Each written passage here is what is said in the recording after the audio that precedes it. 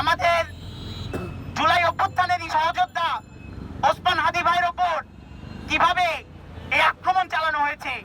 বন্ধুগণ, আমরা বলতে চাই যে অন্তর্বর্তী সরকার গতকালই নির্বাচনের তফসিল ঘোষণা করেছেন, কিন্তু যে সংস্কারের কথা তারা বলেছিলেন, যে বিচারের কথা তারা বলেছিলেন, সেটা কার্যকর করতে না পারার কারণে আজকে এরকম সমস্যা হয়েছে। আমাদের জন্য আমাদের দ্বিতীয় স্বাধীনতার যে প্রকৃত অর্থ তা জাতির সামনে তুলে ধরতে তিনি নির্বাচনে প্রার্থিতা করবেন।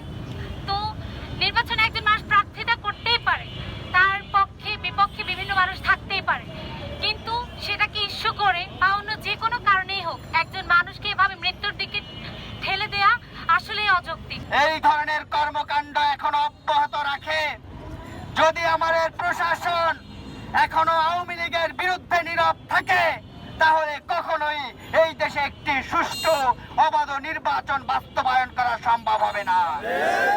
আমরা দেখতে পাচ্ছি একটা পক্ষ জাতীয় সংসদ নির্বাচনকে বানচাল করার লক্ষ্যে বাংলাদেশের বিভিন্ন প্রান্তে অস্থিতিশীল পরিস্থিতি তৈরি করার চেষ্টা করছে।